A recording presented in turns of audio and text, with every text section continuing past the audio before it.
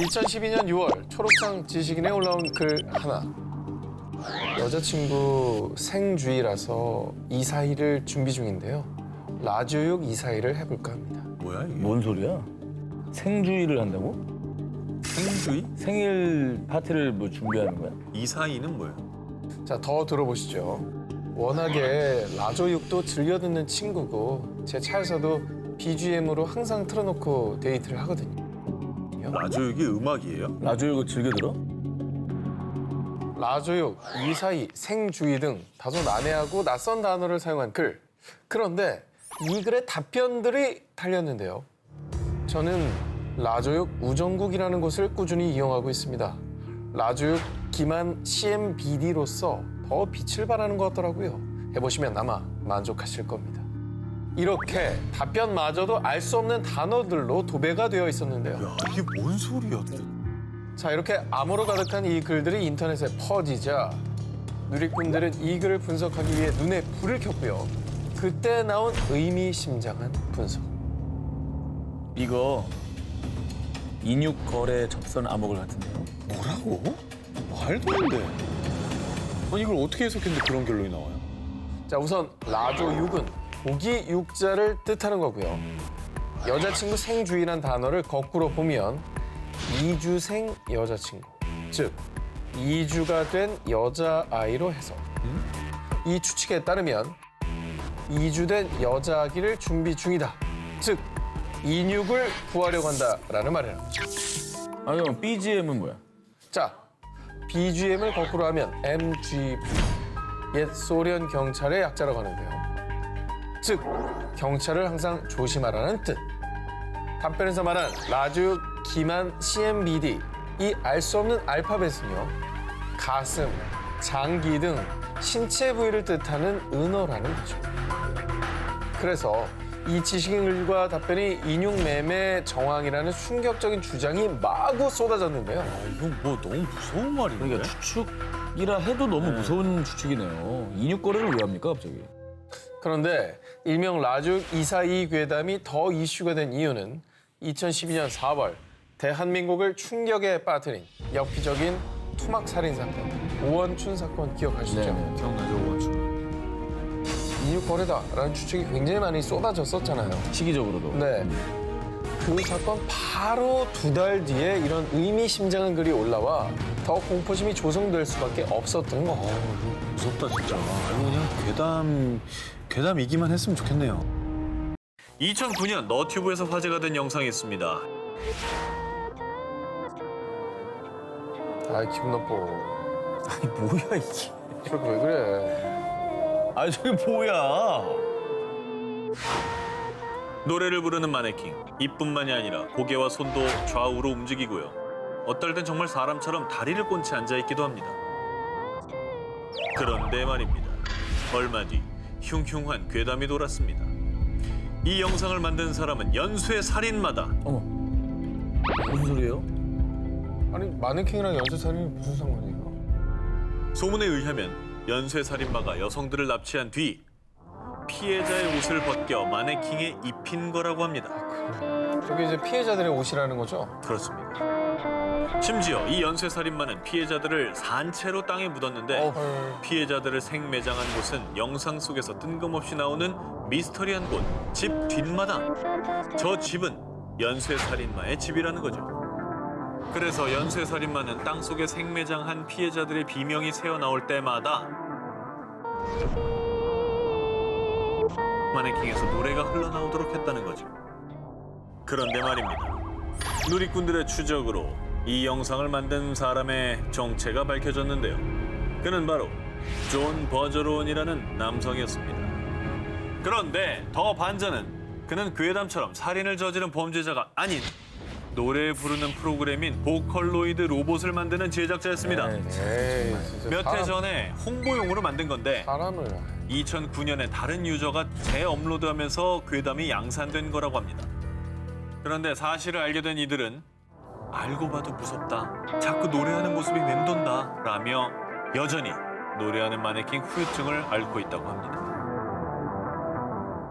2004년 일본의 한 인터넷 게시판에 퇴근길에 시즈오카현 하마마치역에 전철을 탔다는 그녀. 그런데 20분간 천천히 멈추지 않아요. 여기가 어딘지 모르겠어요. 아니 이게 무슨 말인가요? 역에서 문이 열리지 않았던 건가요? 이게 고장 난 건가요? 어딘지 모를 곳을 질주하는 전철.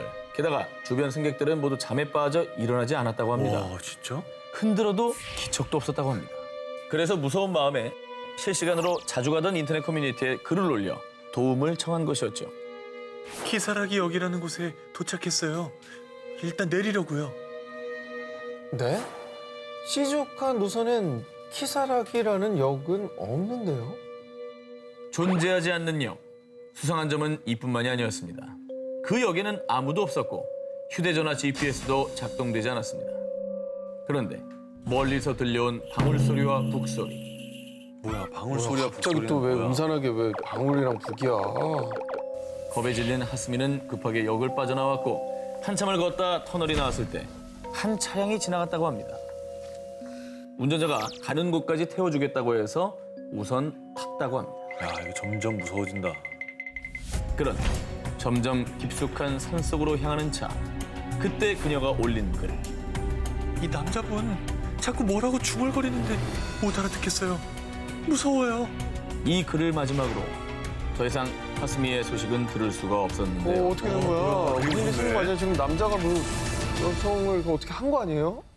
정말 무수한 생각들이 들죠. 그런데 더욱 놀라운 사실은 저도 키사라기 역에 다녀왔어요. 에? 몇몇 누리꾼들도 키사라기 역을 다녀온 적이 있다는 겁니다. 아니 없다며. 자, 이들의 말에 따르면 키사라기 역에는 몇 가지 특징이 있었다고 합니다. 미친 듯이 잠이 쏟아지고요. 모두 방울이나 북소리를 들었다는 점입니다. 그리고 역 주변엔 터널이 있었다고 하는데요. 그래서 일본 누리꾼들은요. 방울과 북소리는 저승에서 데리러 오는 소리다. 터널을 건너면 다시는 이승으로 돌아올 수 없다 등 키사라기 역이 저승으로 가는 역이라고 추측을 했습니다. 아니 그러면 갔다 왔다는 사람은 돌아온 거잖아요. 그 사람들은 대체 어떻게 된 거예요? 무사히 돌아온 사람들의 말에 따르면요. 절대 잠들지 말 것. 그리고 키사라기 역에 내렸다면 터널을 지나가지 말 것. 마지막으로 누군가 말을 건다면 절대로 대답하지 말 것. 헐. 자신들은 이렇게 해서 돌아올 수 있었다고 합니다. 이승과 저승의 경계라는 키사라기 역. 지금도 호기심이 많은 일본인들은 키사라기 역을 찾고 있다고 합니다. 이거 굉장히 무섭습니다. 아, 그래요? 한번 들어보십시오. 2017년 6월 한 여성이 지역 인터넷 카페에 우리 아들이 직접 겪은 일이라며 올린 글 하나가 일산 일대를 공포로 몰아넣었습니다. 뭔데요? 뭐지? 어느 늦은 밤 작성자의 아들 A군은 집에 가려고 일산 주염역 근처 정류장에서 버스를 기다리고 있었는데요. 그때 어디선가 들려온 간절한 목소리. 학생, 아니 저기까지 휠체어 좀 밀어줄 수 있어요? 아니, 팔에 힘이 빠져서. A군은 흔쾌히 남자를 도와드렸고요. 그리고 남자가 말한 건물 앞에 도착했는데 왜 안 나오지? 저기 미안한데 건물 안까지 더 들어가 줄 수 있어요? A군은 뭔가 꺼림칙했지만 설마 하며 건물 안 엘리베이터 앞까지 갔습니다. 뭐 누군들 저렇게 안 했겠습니까? 그러니까. 그죠? 그런데 A군이 그만 가보려고 하자 음료수를 마시고 가라라는 등 자꾸만 남자가 시간을 끌기 시작했습니다. 그때 나왔어야죠. 뭔가 불길한 예감이 든 A군은 화장실이 급하다는 핑계로 불이 나게 빠져나왔는데 네. 그런데 기다리라는데 어디가? 그리고 조금 뒤에 A군이 목격한 충격적인 광경. 뭔데? 누군가 전화를 하며 화를 내던 남성은 일어서서 전화를 진짜? 통화를 하면서 휠체어를 끌고 갔습니다. 그 뭐 납치하려고 했던 거 아니에요? 그 학생을? 자, 일산 주민들을 공포로 몰아넣은 일명 휠체어 아저씨 괴담. 결국 일산 서부경찰서에서 조사에 나섰는데요. 그런데 경찰 조사 결과 휠체어 아저씨 얘기는 사실 무근입니다. 자, 이게 어떻게 된 사연이냐. 일산에 거주한 한 아주머니가 아들의 얘기를 듣게 됐는데 이때 이제 살짝 좀 오해가 있었던 겁니다. 네네. 그런데 아주머니는 더러 겁이 나서 인터넷에 글을 올린 거였습니다. 이게 원래 얘기가 있는데 여기에 너무 살이 붙어가지고 괴담이 됐군요. 뭐 그냥 헛소문으로 끝났고 헛소문임이 밝혀졌으니까 뭐 다행이긴 하네요. 매년 10월 찾아오는 전 세계 아이들의 축제 할로윈. 귀여운 괴물로 분장한 아이들이 집집마다 돌아다니며 사탕과 초콜릿을 선물 받는 날이죠. 그런데 할로윈 데이에 아이들, 아니 부모님을 더욱 공포에 떨게 한 무시무시한 괴담이 있었습니다. 할로윈 때 아이들에게 주는 사탕에 누군가 면도칼, 바늘 같은 위험한 물체를 넣는다는 것. 오, 이건 너무 나쁜 얘기인데. 너무 악랄하다. 심지어는 생명에 치명적인 독까지 묻혀 사탕을 먹는 아이들이 죽을 뻔했다는 겁니다. 아니, 애들 먹는 걸 뭐 하는 짓이에요? 그런데 말입니다. 이 할로윈 괴담이 더 퍼진 이유가 있습니다. 아이들 사탕에 독을 넣었다는 괴담이 실제로 있었던 실화이기 때문입니다. 와, 실화야 이게. 100% 괴담은 아니었고. 1974년 미국 텍사스주 8살 꼬마 티모시는 할로윈을 맞아 잔뜩 들떠 있었습니다. 아빠, 저 친구들하고 사탕 받으러 갔다 올게요. 그래. 이건 아빠가 만든 거니까 가져가서 친구들이랑 꼭 나눠 먹으렴. 티모시는 아빠가 준 사탕을 친구들에게 나눠주고 함께 이웃집을 찾아다녔습니다. 그리고 그날 저녁 티모시는 잔뜩 쌓인 사탕들을 마음껏 먹었죠. 그런데 갑자기 구토를 하며 경련을 일으키더니 결국 사망하고만 티모시. 이후 경찰은 티모시의 사망 원인을 밝히기 위해 부검을 했는데요. 놀랍게도 티모시를 사망에 이르게 한 건 사탕에 들어있던 청산가리. 누가 청산가리를 여기다 넣었어? 그런데 더욱더 충격적인 건 청산가리가 든 사탕은 아빠 로날드 오브라인이 준 사탕이었습니다. 아빠가 줬다고 그거를?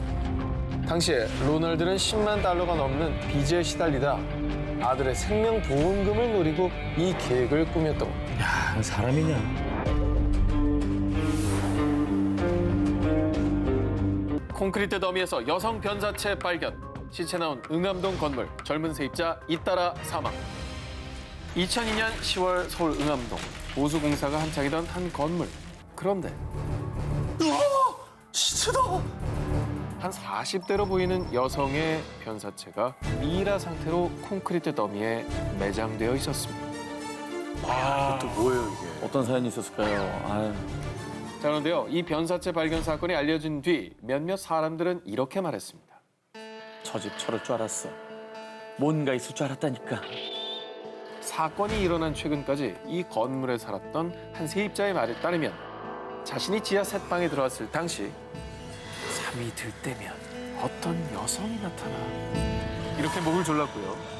또 방에 있는 거울을 볼 때마다 머리를 풀어친 여성의 모습이 보였다고 합니다. 어머. 그렇게 매일매일 공포에 휩싸여 불면증을 겪던 그는 무려 30여 킬로그램이 빠질 정도로 피폐해져갔고요. 무당을 불러서 굿까지 했다고 합니다. 그런데 정말 억울해. 이 건물에 있는 사람들 다 저주할 거야. 구슬하던 무당은 한 여성의 혼에 쓰인 듯 저주 섞인 말을 마구 쏟아냈다고 합니다. 그런데 정말로요, 이 건물에 있던 사람들이 잇따라 중병에 걸리거나 자살, 또 의문의 죽음 등을 맞았다고 합니다. 범인이 잡혔나요? 자, 무엇보다 중요한 게 바로 그 대목이죠. 2002년 40대 여자 시체가 발견된 직후 경찰은 곧바로 수사에 들어갔고요. 다행히 범인인 지 씨를 체포했습니다. 숨진 여성은 그의 지인인 이모 씨로 밝혀졌는데요. 이 씨에게 1,200만 원을 빌렸는데 이 돈을 제때 갚지 못한 지 씨는 이 씨와 격한 말다툼을 벌였고요. 그러다가 우발적으로 순간 쇠파이프로 이 씨를 가격했습니다. 이 씨는 결국 그 자리에서 즉사하고 말았고요. 범행을 은폐하기 위해서 콘크리트를 부어서 이 씨의 시체를 지하실 계단에 매장을 했던 거죠. 아유, 그러면 안 되죠. 건물에 나타났던 여인의 훈련, 그리고 사람들을 덮친 저주. 정말 차가운 지하실에 갇힌 오늘의 처절한 복수였을까요? 한국에서 단 2시간 거리. 관광이면 관광, 음식이면 음식, 뭐 하나 빠지지 않는 인기 여행지 대만. 그런데 말입니다. 대만 가실 분들은 모두 주목, 또 조심하셔야 될 게 있습니다. 최근에 각종 인터넷 커뮤니티에 지속적으로 올라오고 있는 글. 대만 여행 중 길거리에서 한 빨간 봉투를 주웠는데 봉투 안에는 대만 지폐 5장과 사람 머리카락이 한 뭉치가 들어 있었고 그 중에 어떤 건 누군가의 사주팔자까지 있었다고. 좀 기분 나쁘네요, 내용이. 더 소름 끼치는 건 자신이 이걸 주울 때 누군가가 자신을 지켜보는 걸 느꼈다는 것입니다. 뭐야 이게 뭐예요? 이건 바로 대만의 빨간 봉투 괴담. 대만 방송에도 소개될 정도로 유명한 괴담인데요. 일부 대만인들이 가진 미신에서 비롯된 괴담이라고 합니다. 가족 중에 요절한 사람이 있을 때 집안에서 영혼 결혼식을 치러주는데 이때 가족들이 고인의 머리카락과 손톱 그리고 지폐와 함께 넣은 빨간 봉투를 길가에 버립니다. 그 이유는 이 봉투를 주운 누군가가 죽은 이의 영혼 배우자가 될 거라고 믿기 때문이죠. 그러면은 그 지켜보는 사람들이 가족일 수도 있었던 거네요. 죽은 사람들의 가족. 좋으세요? 떨어뜨려 놓고 계속 이제 지켜보는 거. 실제로 2016년 대만 중부에 있는 장화 지역. 이 장화 지역에서 이 빨간 봉투가 잇따라 발견됐습니다. 근처 초등학교 선생님들은 학생들에게 절대 죽지 말라는 공지를 내리기도 했다고 합니다. 그런데 대만 경찰들조차 빨간 봉투가 떨어졌다는 신고가 들어와도 회수하는 것을 매우 꺼린다는 우픈 얘기까지 있습니다. 섣부른 호기심이 저주를 부를 수 있습니다.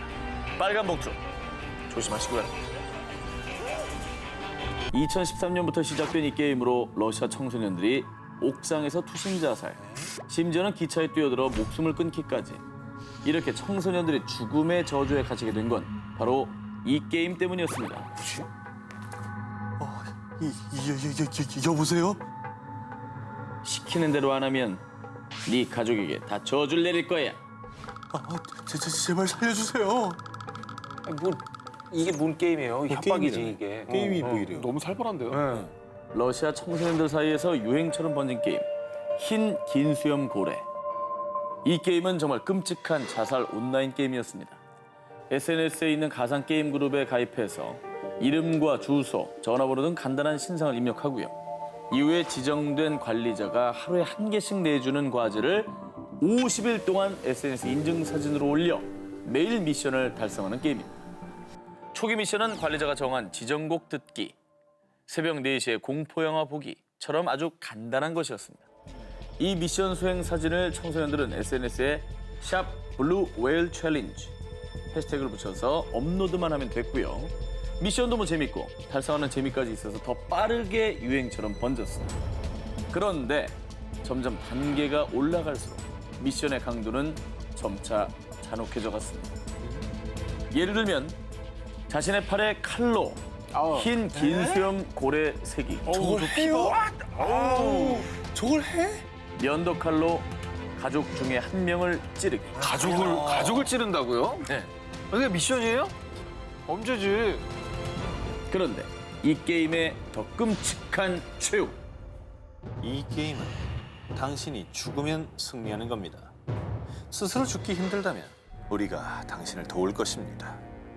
바로 게임의 최종 미션은 자살이었습니다. 아이고. 실제로 이 게임이 시작된 5년여간 유럽은 물론 아르헨티나와 브라질, 중국까지 약 20개국에서 피해자가 잇따랐습니다. 러시아에서만 무려 130명의 학생이 극단적인 선택을 했다고 추정된다고 합니다. 이 저주 게임에 너무 심취한 나머지 현실과 게임을 구별하지 못하는 상황이 발생한 것이죠. 아니 근데 또 나름 그 공권력이 굉장히 강한 나라 아닙니까? 그렇죠. 러시아 같은 경우는 푸틴 대통령 이거 가만 안 있었을 것 같은데요. 정말 다행히도 여러분들이 걱정해 주신 것처럼 이 악마들은 잡혔습니다. 이 게임 관리자는 한 명이 아닌 여러 명이 조직적으로 운영을 했는데요. 한편 이 게임을 개발한 러시아인 필립 부데이키는요. 자살한 애들은 사회의 쓰레기들이에요. 나는 사회를 청소했을 뿐이라고요. 정말 끝까지 제정신이 아닙니다. 죄 없는 학생들을 노린 끔찍한 저주. 부디 다시는 아이들에게 이런 죽음의 그림자가 그리우지 않기를 바랍니다. 호주에 있는 울룰루 카타추타 국립공원. 언젠가부터 이곳에 의문의 소포들이 하나둘씩 도착했는데요. 이 소포의 정체는 돌멩이 하나와 미안하다는 메시지. 돌이랑 I'm sorry를 왜 보내요? 울룰루가 함께한 미술. 사연이 있습니다. 호주의 정중앙에 위치한 울룰루 카타추타 국립공원에는 단일 암석으로는 세상에서 가장 큰 울룰루가 있는데요. 호주에서 가장 유명한 관광 명소 중 한 곳이지만요. 오랫동안 이 지역을 지키는 호주 원주민 아난그족에게만큼은 아주 신성한 장소 그 자체로요. 관광객들에게 울룰루 정상에 오르는 것과 사진 촬영을 자제해달라고 부탁해왔습니다. 그러나 관광객들은 그들의 당부를 무시하고 인증샷을 마구 남겼고요. 또 방문 기념으로 슬쩍 울룰루에 있는 돌멩이를 챙기기도 했습니다. 워낙 유명한. 그럼 다 없어지지 않습니까? 저러면 안 되죠. 예. 그런데 말입니다. 여행 뒤에 갑자기 안 좋은 일이 생긴 사람들은 불현듯 이 돌을 가지고 온 뒤로 자꾸 나쁜 일이 생기는 것 같아 라며 불길한 생각에 휩싸였고요. 결국 다시 울룰루 카타추타 국립공원으로 돌과 함께 미안하다는 메시지를 보내는 거라고 합니다. 일종의 뭐 저주 같은 게 있긴 있는 거라고 볼 수 있겠네요. 이 돌에. 정확히 밝혀진 설도 저주도 없습니다. 그런데 저주의 실체가 무척 궁금했던 한 사람이 소포를 보낸 사람들을 대상으로 취재했는데요. 이 돌을 가져간 관광객의 무려 25%에게 이혼, 질병, 죽음 등의 불행이 닥쳐왔다고 합니다.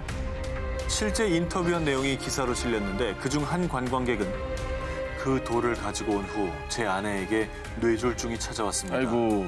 라며 안타까운 소식을 전하기도 했다는데요. 이게 뭐 울룰루의 저주든 아니든 중요하지 않습니다. 사실 뭐 만지고 가지고 훼손하는 건 이건 있어서는 안 될 일이겠죠. 저 자리에 있어야 아름다운 겁니다. 저는. 그렇습니다. 참고로 울룰루는 2019년 10월 26일부터 등반이 금지될 예정이라고 합니다.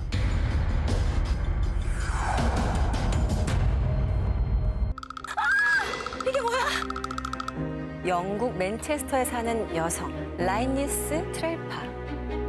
그녀는 집에서 우연히 몇 장의 사진을 발견하게 됐는데요. 그 사진은 전 남자친구 그리고 그의 가족들과 함께 도브스톤 저수지로 나들이 갔을 때 찍은 사진이었죠. 저기 뭐야 저기 손이 있잖아 손이. 팔꿈치 남자 팔꿈치. 아, 뭐야? 저게 뭐야? 저게 뭐야? 저 하얀 손 보이시나요? 와, 형 너무 무섭다. 저 여자분 라이니스의 손은 아니죠. 라이니스는 깍지를 끼고 있잖아요. 깍지 끼고 있잖아. 심령 사진이라고 생각한 그녀는요. 이 손은 대체 뭘까요? 라며 자신의 SNS에 사진을 올렸는데요. 그녀에게 도착한 한 통의 메시지. 저 흰 손이 중앙에 모자 쓴 남자를 가리키고 있는 것 같은데요. 그녀가 문득 느낀 섬뜩한 기운. 그 이유는 사진 속 하얀 손이 가리키고 있던 사람은 남자친구의 가족 중 한 사람이었는데요. 그는 이 세상 사람이 아니었습니다. 뭔 소리야? 어머. 그래서 혹시나 그 하얀 손이 마치 그의 죽음을 암시한 게 아닐까 하는 생각에 라이니스는 큰 공포에 휩싸였고요. 어머머. 곧바로 도브스톤 저수지에 생긴 사고 내용을 찾아봤는데요. 그 결과 사진을 찍은 바로 그날 도브스톤 저수지에서 한 여성의 시신이 발견됐고요. 그들이 사진을 찍은 바로 그 장소였던 겁니다. 그러니까 영화 데스티네이션처럼 저 손이 가볼 사람을 예견을 한 거 아닙니까? 잡을 것 같이. 낚아채려고 하는 듯한 느낌이 들잖아요. 2015년 10월 일본 도쿄 히노시미사와 사가의 한 야산에서 한 부모의 절규가 울려 퍼졌습니다. 그 이후 오전 11시에 집에서 나간 10살 소년 A군이 약 9시간이 지난 오후 8시가 돼서야 이 야산에서 처참한 모습으로 발견됐기 때문입니다. 사망한 A군은 차가운 알몸으로 오르막길에 있는 나무 밑동에 밧줄을 묶어 목을 매 마치 매달리듯 누워 있었고요. 게다가 뒷짐진 양손과 발은 비닐끈으로 꽁꽁 묶여 있었습니다. 아, 너무 끔찍하다. 이건 뭐 누가 봐도 네. 어떤 살해 현장인데요. 예, 끔찍하네요. 하지만 수사 결과 이 사건은 자살로 종결됐습니다. 설마 애긴데요? 어떻게 저렇게 자살을 해요? 그죠? 자기 손이 묶여 있는데. 하지만 결국 자살로 처리된 이유. 부검 결과 A군의 피부에선 쓸림 현상이 전혀 없었다고 합니다. 즉 강제적인 힘에 의해 옷이 벗겨진 게 아니라는 것이죠. 게다가 손과 발을 묶었던 비닐끈과 목을 맸던 밧줄에서는 A군 외에 다른 이의 지문이 전혀 발견되지 않았고요. 이상하다. 또 A군 외에 다른 이의 DNA는 검출된 것이 없다고 합니다. 너무 이상하잖아요. 자살이라면 항상 모든 사건은 동기가 필요한데 왜 그런 선택을 했을까? 10살짜리 꼬마애가. 자살로 종결된 뒤에 이제 경찰은 왕따 가능성을 제기해봤습니다. 하지만 A군이 다니던 학교 측에 따르면 A군은 이지매를 당하지 않았고 정신적으로 불안한 상태도 아니었다. 아주 평범했다라고 전했다고 합니다. 한편 일본 전역에 A군의 미스테리한 죽음이 알려지면서 일각에선 일본 경찰이 뭔가 숨기고 있는 거 아니냐라며 무수한 의혹이 제기되기도 했다고 합니다. A군이 사망한 지 연 3년. 그 산에서는 무슨 일이 있었던 걸까요? 2012년 1월 미국의 한 거대 익명 커뮤니티 초자연 현상 게시판에요. 텍스트가 담긴 이미지 파일이 하나 올라오는데요. 자, 우리는 고도로 지적인 사람을 찾고 있습니다. 이 이미지 속에 숨겨진 메시지가 있습니다. 이걸 찾으면 여러분 우리를 만나기 위한 여정을 시작하게 됩니다. 자, 이것이 바로 미국 온라인상에서 가장 큰 미스터리로 회자되는 정체불명의 단체 3301의 첫 번째 관문 문제입니다. 저 이미지 자체 안에 텍스트도 있지만 그 안에 문제가 숨겨져 있습니다. 그래요? 북미 네티즌들은 그들의 심벌인 매미 그림을 보고요. 영어로 매미, 그러니까 시카다를 붙여 시카다 3301로 그들을 불렀습니다.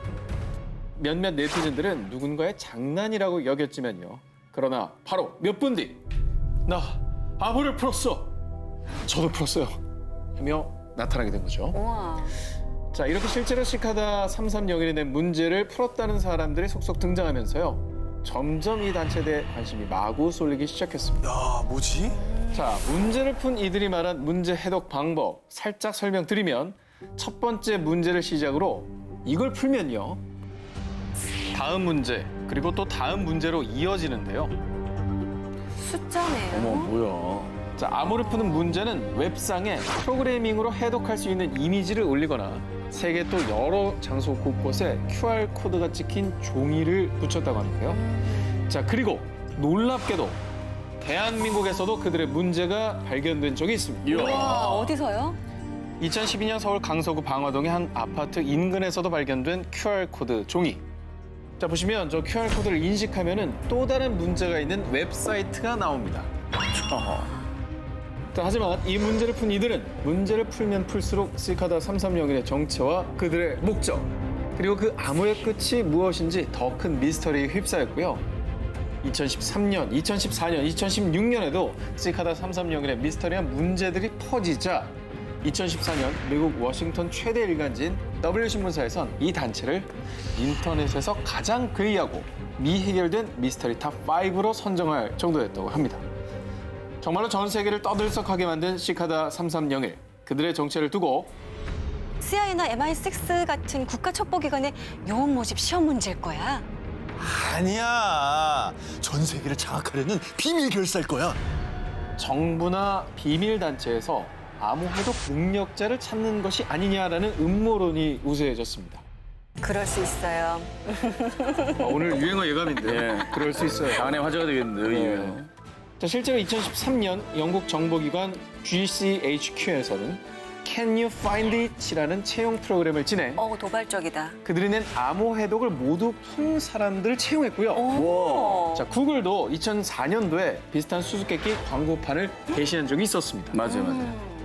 영원히 풀릴 것 같지 않던 시카다 3301의 존재. 이 정보를 공유하지 마시오. 공유하고 싶잖아요. 그럼. 자신이 첫 번째 공개된 암호를 푼 최종 우승자라고 주장하는 마르쿠스 워너가 2015년도에 한 잡지 인터뷰를 통해 비밀단체인 시카다 3301에 대해 밝힌 거죠. 암호화된 사이트에서 첫 암호를 푼 20명의 승자들 만났어요. 그리고 3301 대표자들도 몇 명 만나기도 했고요. 그의 인터뷰에 따르면요. 그는 2012년 15살에 첫 번째 암호를 모두 풀었고 그 뒤에 익명의 계정으로부터 아이디와 비밀번호가 담긴 한 이메일을 받았다고 하는데요. 그 아이디로 암호화된 사이트의 채팅방에 접속해 3301의 관리자를 만날 수 있었다고 합니다. 그리고 그들이 한 말은 3301은 정보와 익명성의 자유를 함께 나눌 동지를 선발하고 그들과 감시 방지 소프트웨어를 개발하려고 합니다. 우리는 거대해질 겁니다. 자, 하지만 이 소수의 문제 통과자들은 시카다 3301과 뜻이 맞지 않았고요. 결국 그들은 과해되어서 암호화된 사이트마저 사라졌다고 합니다. 또한 마르코스 워너의 친구도 두 번째 관문의 암호를 모두 풀었는데 2017년 4월경 시카다 3301에게서 받은 한 통의 메일에선 Be patient, 인내심을 갖길이란 메시지뿐 지금까지 그 어떤 연락도 받지 못했다고 합니다. 아직은 모르는 거예요. 어느 날 갑자기 납치당할 수도 있어요. 약간 과대망상 기질이 좀 예, 처음에는 상상력이 뛰어나다고 생각했는데 선을 좀 잘 타셔야 될 것 같습니다. 그죠? 아니, 예. 그럴 수 있다니까요. 잘 알겠습니다. 경고. 이 앞은 죽은 자의 나라다. 이 글귀가 붙어 있는 곳은 낭만적인 빛의 도시 파리. 그 중에서도 남부의 당페르 로시로 광장, 그 지하에 은밀히 감춰진 카타콤. 카타콤의 총 길이는 이제 약 300km입니다. 그리고 이곳에 약 600만 구에 달하는 유골이 모여 있다고 해서 세계 최대 무덤으로 불리고 있습니다. 그런데 이곳을 두고 떠도는 한 미스터리. 정확한 통계는 없지만 19세기 이래 카타콤에서 실종된 사람은 수백, 아니 수천만 명. 실제로 카타콤에서 실종되는 사고가 연쇄적으로 발생하자 대부분을 철문으로 막았습니다.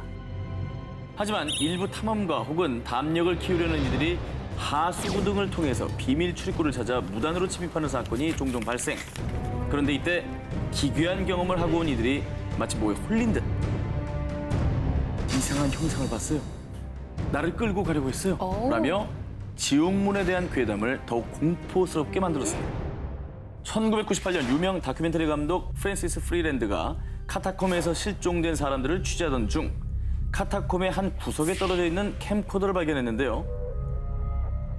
카타콤 벽면에 있는 유골들을 확인하던 남자가 갑자기 어둠 속에서 무언가를 발견한 듯 하더니 캠코더까지 떨어뜨리고는 비명을 지르며 뛰어가는 장면이 담겨 있었던 겁니다. 사람들 사이에서는 지옥문을 찾다가 지옥 문지기를 만나 끌려간 거야 라는 괴담이 일파만파 퍼졌습니다. 역시나 그 화면 속의 남자는 돌아오질 못했습니다. 돌아오지 못하는 실종자, 그리고 경찰 수색에도 실종자에 대한 어떤 단서조차 찾지 못하는 상황. 지하 무덤 카타콤엔 정말 지옥문이 있었을까요? 엘리베이터로 이곳에 갈 수 있다는 괴담도 있었습니다. 이곳에 가려면 이 숫자를 기억해야 한답니다. 4262151. 아니, 뭐 비밀번호 같은 거예요? 비밀번호. 2008년 일본의 한 커뮤니티에 올라온 글인데요. 엘리베이터를 타고 미지의 세계로 갈 수 있습니다. 우리가 살고 있는 세계와는 또 다른 세계, 미지의 세계로 갈 수 있다는 얘기입니다. 미지의 세계로 가기 전 꼭 지켜야 할 것들이 있습니다. 꼭 10층 이상 건물의 엘리베이터에서 시도를 해야 한다고 합니다. 그리고 반드시 혼자 엘리베이터에 탑승해야 한다고 합니다. 1층에서 엘리베이터에 탑승한 뒤 4층, 2층, 6, 2, 10, 5 마지막으로 1층을 차례대로 이동하면 됩니다. 저거 진짜 싫어. 아, 그냥 누르는 게 아니라 이동을 해야 되는군요. 이동을 해서 거기 쓰면 또 다른 번호 누르는 거죠. 단 절대 엘리베이터에서 내리면 안 되고요. 그리고 이때 누군가가 엘리베이터에 탑승해도 실패. 이제 다시 처음부터 시도를 해야 됩니다. 일단 엘리베이터 업체랑 경비 아저씨들 별로 안 좋아하실 것 같아요. 안 좋아하죠. 이거 붙잡고 뭐 하는 겁니까 이게? 이 괴담에 따르면요, 엘리베이터가 5층에 도착하면 한 여자가 엘리베이터에 탑승한다는데 이때 그녀에게 절대 말을 걸지 말고 꼭 1층 버튼을 눌러야 한다고 합니다. 어머. 그녀를 외면하고 침묵을 지키다 보면 이 엘리베이터가 스스로 10층으로 올라가는데요. 그리고 10층에 도착해서 엘리베이터 문이 열렸을 때 그곳에 자신을 제외하고 아무도 없다면 당신은 미지의 세계 진유에 성공한 것이라고 합니다. 아, 그 5층에서 같이 탄 여자도 없는 거예요, 그러면? 없죠. 이 괴담에 따르면 5층에서 탑승한 여성은 사람이 아니라고 합니다. 그래서 미지의 세계에 도착하면 어느 순간 사라져 있을 거라고 합니다. 이거를 하는 사람들이 실제로 많았을 것 같은데. 실제로 일본 누리꾼들은 엘리베이터로 다른 세계에 가는 방법을 시도한 뒤 인증 영상을 인터넷에 공개했습니다.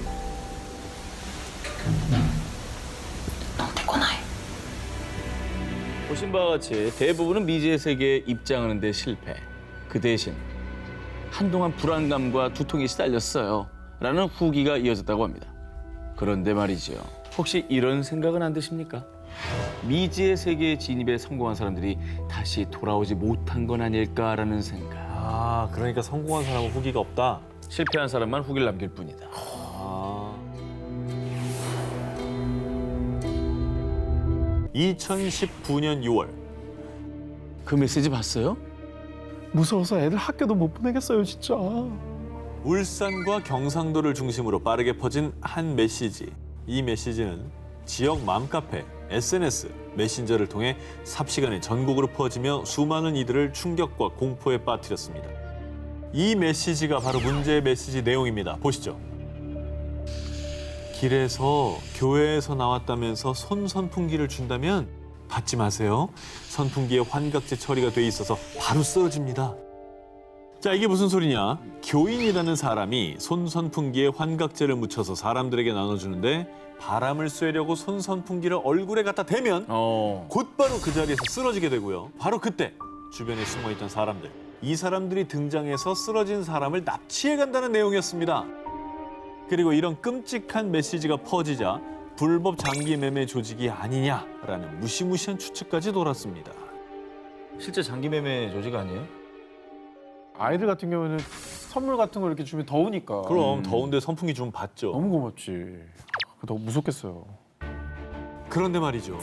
정말 충격적이게도 메시지와 함께 전해진 이야기에 따르면 울산 모 초등학교 인근에서 실제로 선풍기를 이용해 초등학생을 납치하려던 납치 미수 사건이 발생했다고 합니다. 실제로. 그래서 이 소식을 들은 울산의 한 초등학교 교사는요.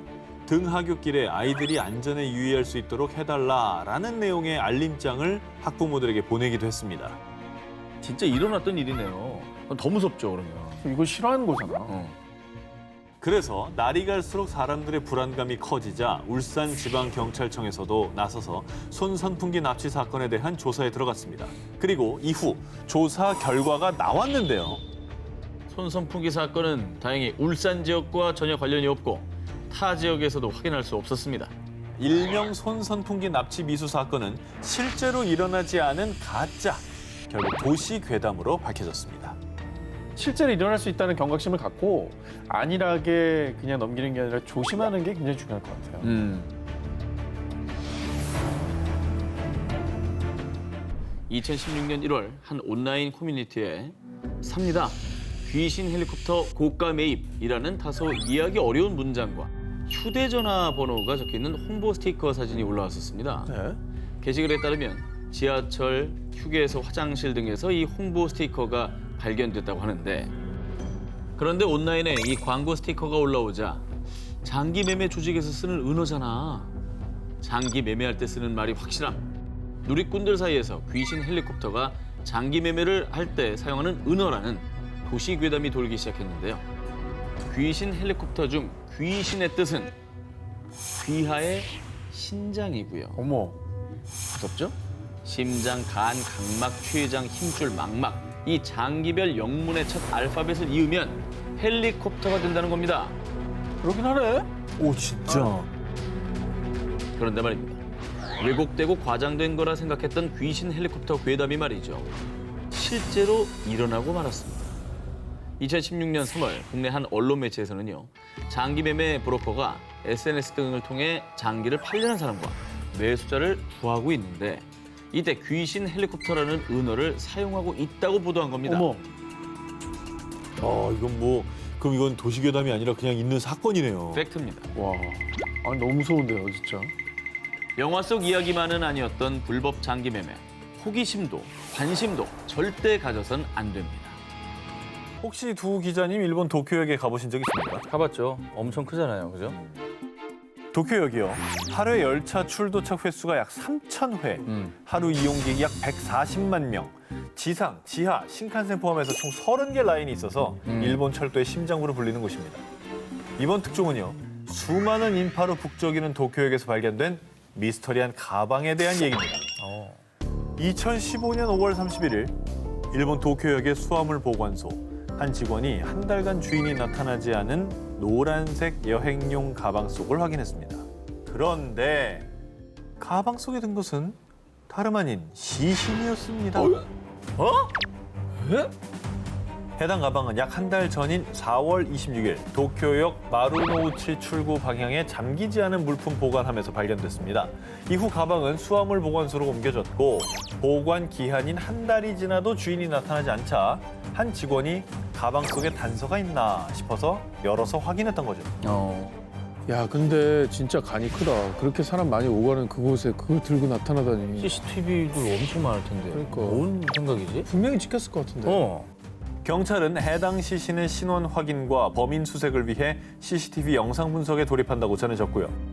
특히 조사를 통해 가방 속 시신은 키가 약 140cm의 마른 체형의 틀니를 착용한 70에서 90대의 여성으로 추정됐습니다만 그러나 한 달간에 이미 시신의 부패가 진행된 상태로 시신의 신원 확인은 불가능했습니다. 그렇겠지.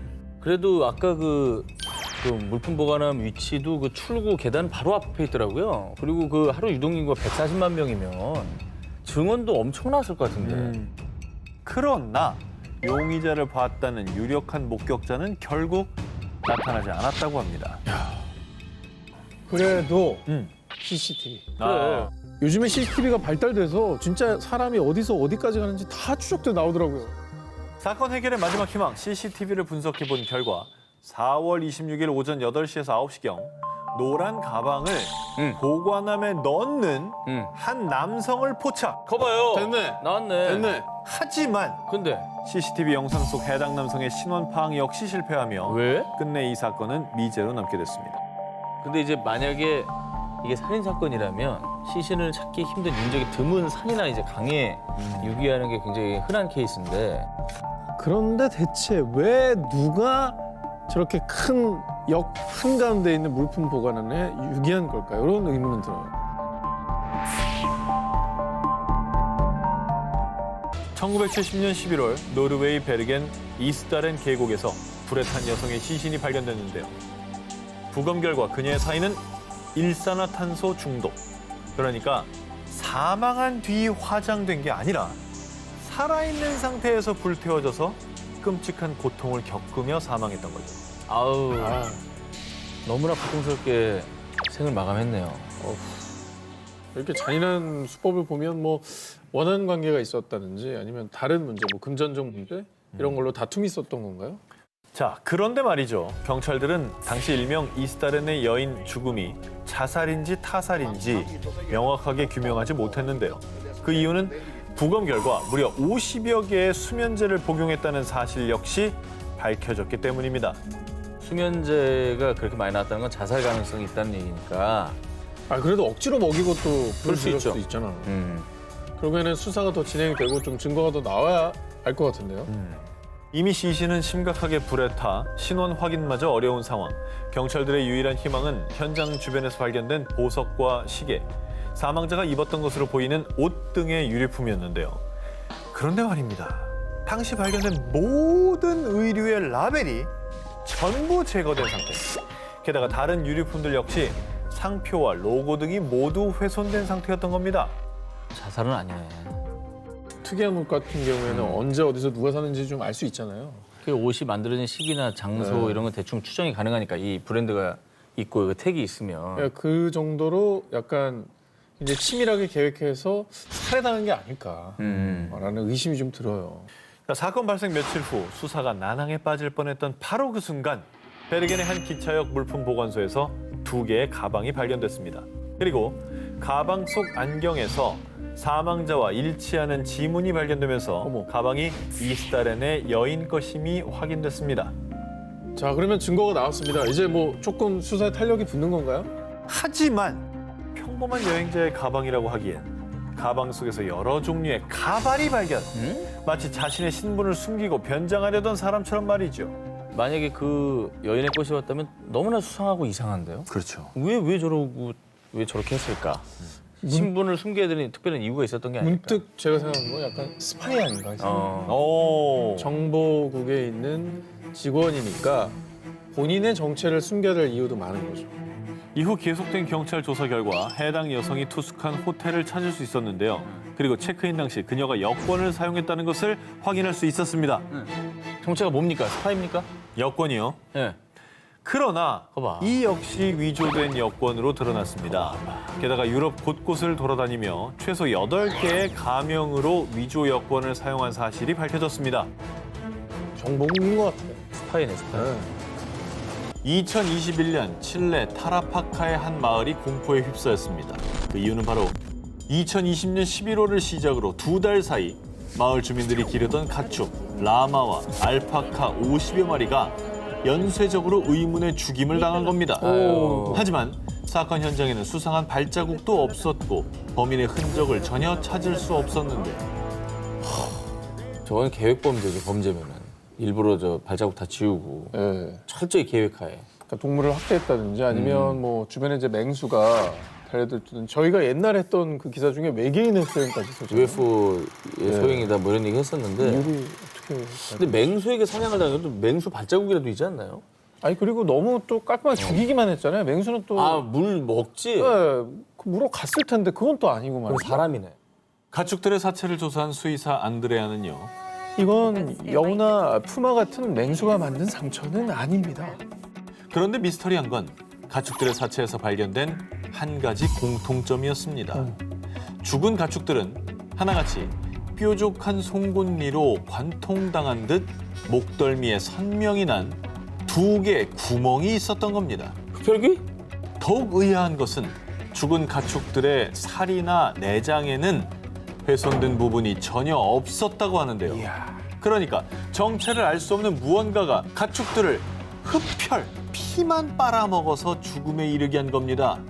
흡혈박쥐인가? 아 근데 흡혈박쥐도 죽을 만큼 빨진 않죠. 급기야 극도의 불안감과 공포를 느낀 마을 주민들 사이에서는요. 목덜미에 난 2개의 구멍. 설마 추파카브라? 피를 빨아서 동물을 죽인다는 전설의 괴물 추파카브라. 가축들의 의문사가 추파카브라의 소행이라는 흉흉한 소문까지 돌았습니다. 저희도 여러 번 뭐 기사를 통해 추파카브라를 소개한 적이 있었는데 근데 그러고 보니까 전에 양떼들이 흡혈을 당한 것과 좀 비슷한 정황이거든요. 그 알파카도 등치가 좀 있단 말이죠. 알파카를 죽일 정도의 힘을 가진 동물인데 고기 안 먹고 피만 먹었다. 그러니까 상식적으로는 이해가 안 되는 거. 맞아. 흡혈귀 말고는. 이에 마을 주민들은 타라파카 시에 도움을 요청, 시도 조사단을 파견했지만 지금까지 사건의 진상을 밝히지 못했습니다. 여전히 미스터리로 남은 가축들의 의문사. 과연 가축들의 피를 빨아 죽인 범인의 정체는 무엇이었을까요? 보통 휴대폰을 사면 기본 어플 외에는 뭐 아무것도 저장돼 있지 않습니다. 그런데 말입니다. 그래요. 2016년 5월 멕시코의 줄리안 카바렐로가 공개한 새 휴대폰에는 너무도 충격적인 것이 담겨 있었습니다. 아, 뭐야? 아, 뭐 하는 거야, 지금? 보이죠? 아, 섬뜩해. 새 휴대폰에 저게 있었다고요? 새 휴대폰에. 중고폰 아닌가? 중고야, 중고. 리퍼비시 뭐 이런 거 있잖아요. 그렇게 생각되시죠? 이 휴대폰 구매자는 휴대폰 매장에서 분명히 미사용 새 휴대폰을 구입했다고 하는데요. 헐. 그런데 카메라 앱을 실행해 보니까 가장 최근에 찍은 사진이 보이는 곳에 눈에 멍이 든 것처럼 보이는 여성의 얼굴 사진이 저장돼 있었다고 합니다. 고장난 거를 중고로 가져왔다가 그럴듯하게 스티커 이렇게 붙여가지고. 붙여가지고 재판매한 거 아닙니까? 이거는 저기 뉴스에다가 제보를 해야지. 왜 우리한테 와서 이거는 이상한 게 아니에요. 이건 고장난 폰이에요. 그런데 말입니다. 이 휴대폰 구매자는 이 문제의 사진 때문에 다시 매장에 가서 직원에게 문의했는데요. 보통 사진 있는 부분을 터치하면 해당 사진이 확대가 되죠. 그러니까. 하지만 아무리 터치를 해도 해당 사진은 확대되지 않았고요. 휴대폰을 재설정했는데도 카메라 어플을 실행하면 여전히 문제의 사진이 남아 있었습니다. 미치겠다. 이게 해킹해가지고 뭔가 칩에다 심어놨나 그거. 그러게. 근데 사실 이유가 없는 게 중요한 정보가 있으면 내가 해킹을 할 이유가 있는데 빈 휴대폰을 왜 해킹을 합니까? 처음 그 케이스 열었는데 저러면 너무 기분 나빴을 것 같아요. 사진이 너무 끔찍하다. 2018년 1월 러시아 케메로보주에 위치한 안제로 수첸스크의 한 기숙사 앞을 지나던 한 소녀. 엄마, 저기 좀 봐. 고드름 귀신이 매달려 있어. 세상에, 저게 뭐야? 소녀가 발견한 것의 정체. 뭔가요? 오, 뭔데? 뭐야, 저거 끔찍해. 사람이에요? 자, 12m 높이의 기숙사 지붕 끝에 머리부터 발끝까지 고드름처럼 꽁꽁 언 상태의 시신이 매달려 있었던 겁니다. 이후 경찰들이 출동해 조사한 결과 해당 남성은 26살의 청년 예브게니 티오노프로 밝혀졌습니다. 아이고. 아니 대체 왜 저렇게 매달려 있는 상태로 얼어서 돌아가시게 된 거죠? 자, 경찰들은 예브게니의 미스테리한 죽음을 사고사로 추정했는데요.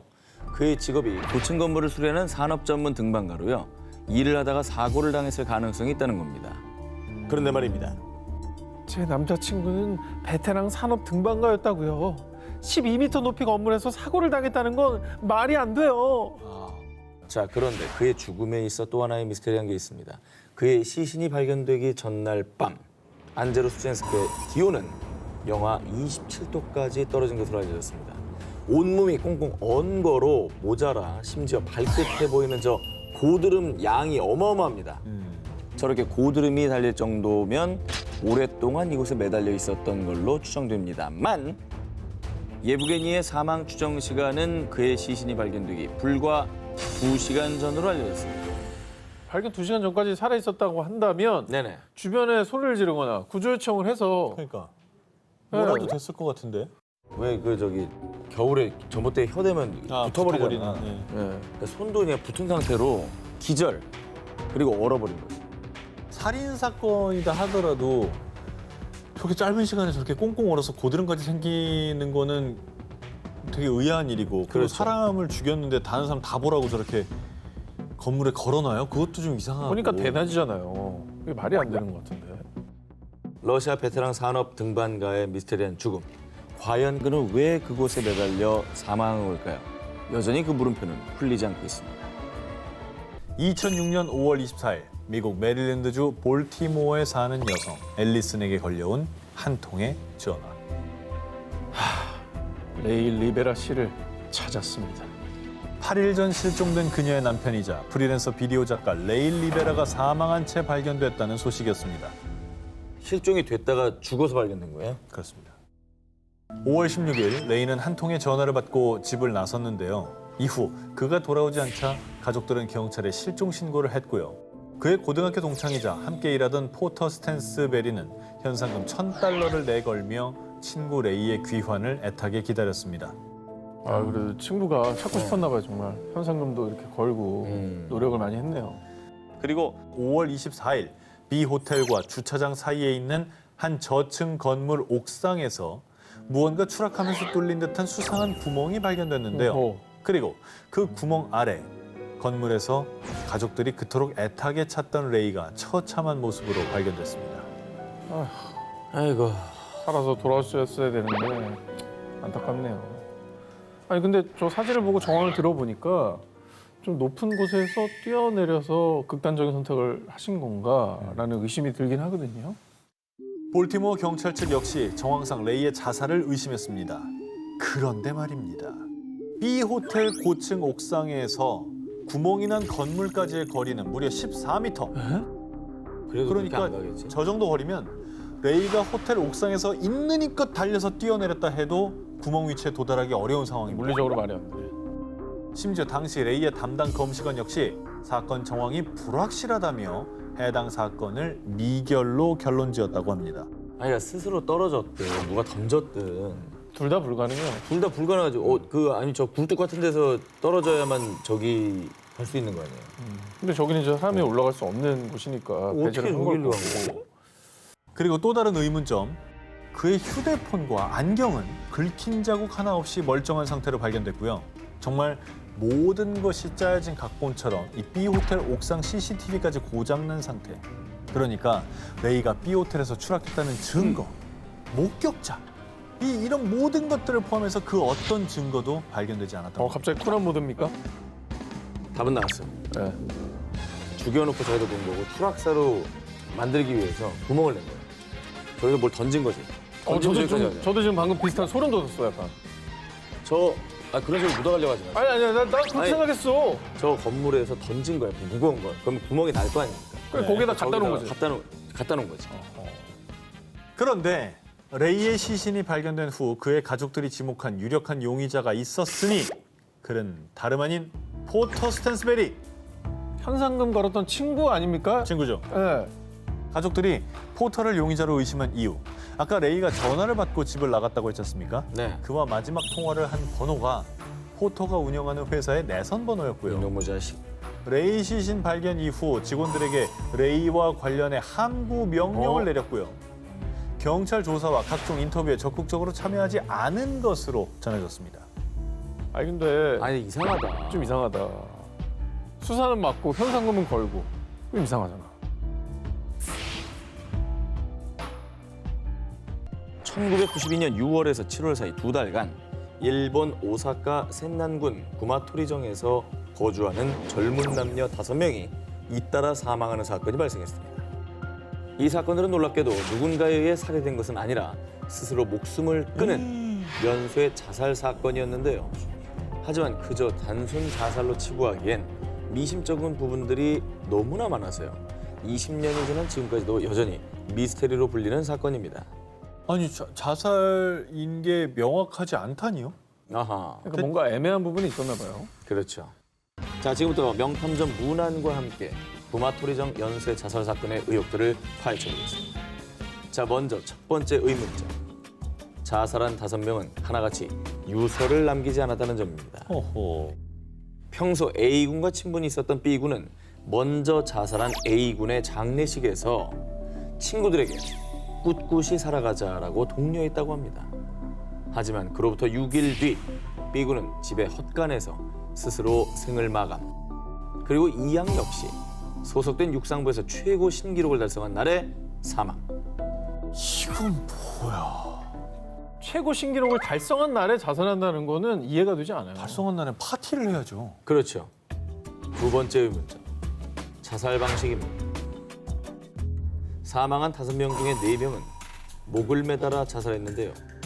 그중에 C군은 발견 당시 양손이 뒤로 묶인 상태였고 예? D군의 경우는 목을 매달 때 쓰인 셔츠가 달린 지점이 D군의 손에 닿지 않는 높은 위치였다고 합니다.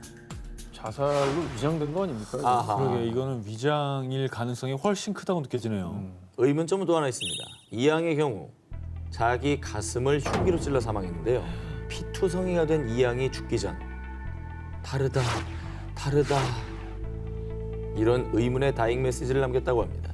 뭐가 다르다는 거죠? 이렇게 만약에 추측을 한다면 자살을 하기로 돼 있었고 그걸 조력자가 있는 자살을 하려고 했는데 자기와 좀 다르게 뭔가 진행됐다는 게 당황돼서 다행 메시지를 그렇게 남긴 게 아닐까. 그리고 실제로 B군과 C군 그리고 이양은 사망하기 전 정체를 알 수 없는 차가 자신들을 뒤쫓아왔다며 가족과 지인들에게 하소연했다고 합니다. 쫓았던 사람이 범인 아니야? 그러니까 당시에도 여러 추측이 제기됐지만 타살이란 증거가 발견되지 않았고요. 이 사건은 연관성을 알 수 없는 연쇄 자살 사건으로 남게 됐습니다.